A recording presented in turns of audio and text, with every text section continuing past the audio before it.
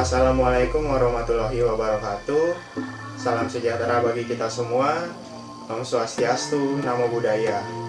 Perkenalkan, nama saya Christopher Sanjaya dari Prodi Pendidikan Bisnis dan kami dari kelompok 12. Saya Muhammad Alfiansyah, saya dari Prodi Pendidikan Ekonomi. Saya Fadli Ramadan dari Prodi Pendidikan Administrasi Perkantoran.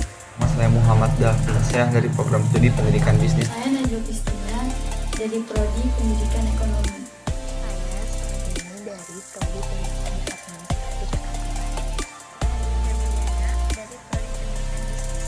Saya Felicia Fauzna dari program studi D3 Administrasi Perkantoran. Saya Armila Fitriani dari Prodi Pendidikan Ekonomi. Aku Cahyaning Tias Mary Nugraheni dari Prodi Pendidikan Bisnis. Saya Fitrina Suwariswanti dari Prodi Pendidikan Ekonomi. Saya Anissa Puspitasari untuk program D3 Administrasi Perkantoran. Saya Eka Lydia Rizka dari Prodi Pendidikan Ekonomi. Saya Suraya Nukarina dari Prodi Pendidikan Administrasi Perkantoran. Saya Gusti Wazara Putriwati dari Prodi Pendidikan Ekonomi. Saya Aprila Nurainati Muhammad dari Prodi Pendidikan Administrasi Perkantoran.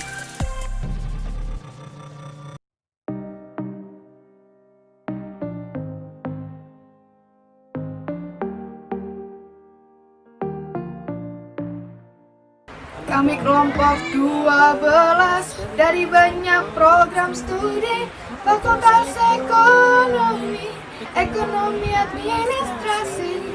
Terus fokus satu titik, hanya itu, titik itu. Tetap fokus kita calon pemimpin bangsa. Terus fokus satu titik, hanya itu, titik itu. Kita fokus kita calon pemimpin dunia. Yo yo ayo, yo ayo yo yo ayo, yo ayo yo yo ayo, yo ayo yo 12 paling hebat. Wow, oh, oh. Masa muda harus diisi, kalau bisa ikut prestasi. Jadi pemimpin yang baik hati, tapi jangan diskriminasi. Wow, oh, oh. Terus fokus satu titik, hanya itu, titik itu. Tetap fokus kita calon pemimpin bangsa. Terus fokus satu titik, hanya itu, titik itu. Tetap fokus kita calon pemimpin dunia. Yo yo ayo ayo, yo ayo yo yo ayo, yo ayo yo. Kepemimpinan adalah proses di mana seseorang mempengaruhi orang lain. Seorang pemimpin yang berkarakter memiliki ciri khas tersendiri. Saran bagi para pemuda untuk membawa perubahan adalah Pandemi COVID-19 ternyata memberikan masalah yang kompleks bagi generasi muda. Masalah tersebut terdiri dari kehilangan kesempatan kerja, mengganggu proses mengembangkan diri melalui pendidikan dan pelatihan untuk mendapatkan keterampilan tertentu, dan menghambat para generasi muda yang sedang berusaha untuk masuk dunia kerja atau berpindah pekerjaan. Oleh karena itu, generasi muda diharuskan mandiri dan mengasah soft skill kembali untuk menyesuaikan dengan kondisi pandemi tersebut. Selama masa pandemi ini, banyak kaum muda yang membuka donasi, membantu pergerakan di bidang ekonomi kreatif, yaitu kuliner melalui pemasaran secara digital, hingga menjadi relawan. kegiatan positif yang dilakukan generasi muda di saat pandemi seperti ini, seperti membuat kanal YouTube pembelajaran, lebih mengasah soft skill-nya, berjualan makanan melalui platform digital, dan juga bisa menjadi relawan. Sedangkan kegiatan negatif yang dilakukan generasi muda di saat pandemi seperti ini, itu seperti bermalas-malasan, tidak mengikuti seminar-seminar, kurang mengasah soft skill-nya, dan juga cepat mengambil keputusan. Generasi muda merupakan ujung tombak suatu bangsa yang menentukan estafet kepemimpinan selanjutnya dan menentukan arah maju tidaknya suatu bangsa. Kepemimpinan adalah proses di mana seseorang mempengaruhi orang lain untuk mencapai tujuan dengan mengarahkan organisasi dengan cara membuatnya lebih kohesif dan koheren. Sebagai generasi muda pun, kita harus siap menjadi generasi pemimpin di masa yang akan datang. Generasi baru memiliki peranan penting sebagai pemegang peranan penting di dunia. Generasi baru memiliki inovasi-inovasi yang tidak kalah ketinggalan zaman. dan mudah beradaptasi dengan perkembangan teknologi yang begitu cepat. Karena hal-hal di atas, maka kita sebagai para pemuda harus begitu peka terhadap lingkungan di sekitar kita untuk membuat berbagai inovasi melalui kecanggihan teknologi yang begitu cepat dan menjadi pemimpin di masa depan. Menteri Pendidikan dan Kebudayaan Nadiem Makarim mengatakan bahwa masa sulit akibat pandemi ini harus dijadikan pembelajaran untuk penguatan mental serta karakter. Karakter merupakan sifat kejiwaan yang membedakan seseorang dengan yang lainnya. Penting bagi seorang pemimpin untuk memiliki karakter. Pertama, karena pemimpin yang berkarakter itu memiliki kestabilan yang menjadikannya pegangan bagi pengikutnya. Kedua, karakter itu dasar dari kepercayaan dan penarik kesetiaan. Orang-orang hanya akan percaya kepada pemimpin yang berkarakter. Jika orang-orang yang kita pimpin sudah memiliki kepercayaan penuh terhadap kita, maka timbullah rasa setia untuk terus menjadi pengikut kita. Seorang pemimpin yang berkarakter memiliki ciri khas tersendiri, yaitu 1. Memiliki integritas yang tinggi.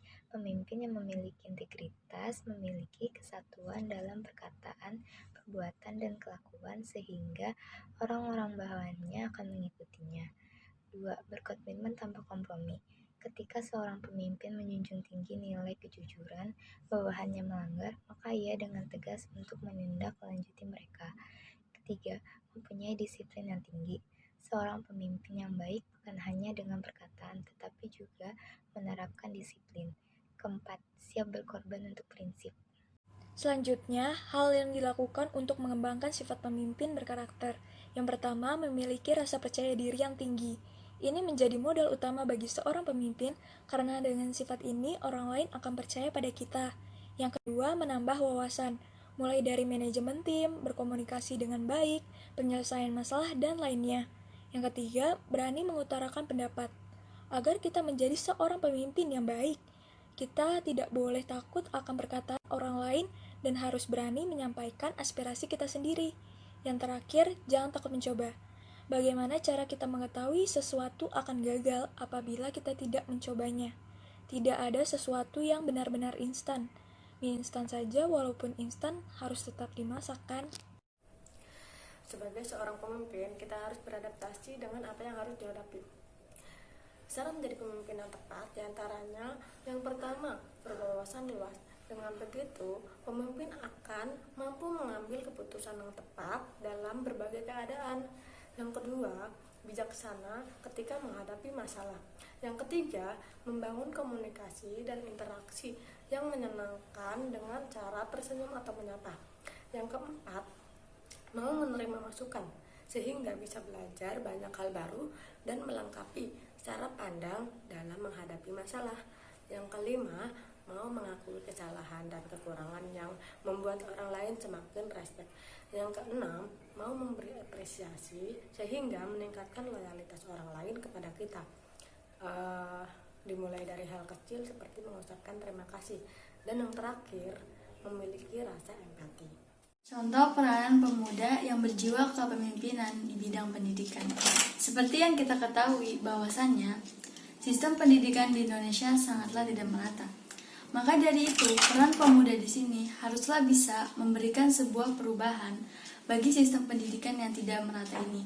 Di antaranya adalah para pemuda harus memimpin sebuah kontribusi untuk menyelenggarakan sistem pendidikan, terutama pendidikan di daerah pedesaan. Contohnya adalah para pemuda harus turut aktif untuk memberikan sebuah pengajaran kepada anak-anak atau adik-adik yang putus sekolah ataupun yang tidak bisa sekolah. Contoh peranan pemuda yang berjiwa kepemimpinan di bidang pendidikan.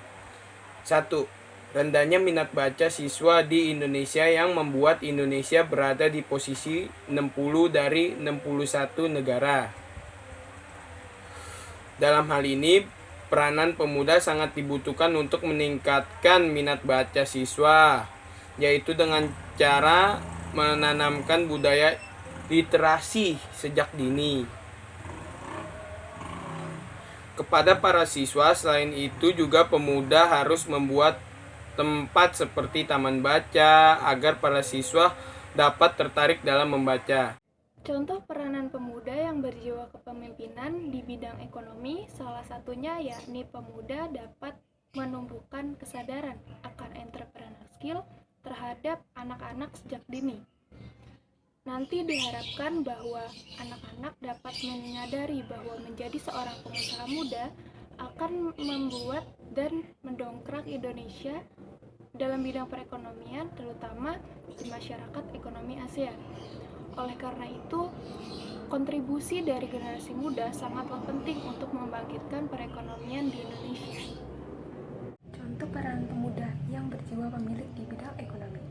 Para pemuda harus memimpin dalam melakukan program kreativitas agar para pemuda Indonesia dapat menjadi pemimpin dan menciptakan lapangan pekerjaan dari hasil kreativitasnya tersebut, sehingga nanti akan membantu finansial perekonomian dari hasil kreativitasnya tersebut yang nantinya akan dijual ke masyarakat.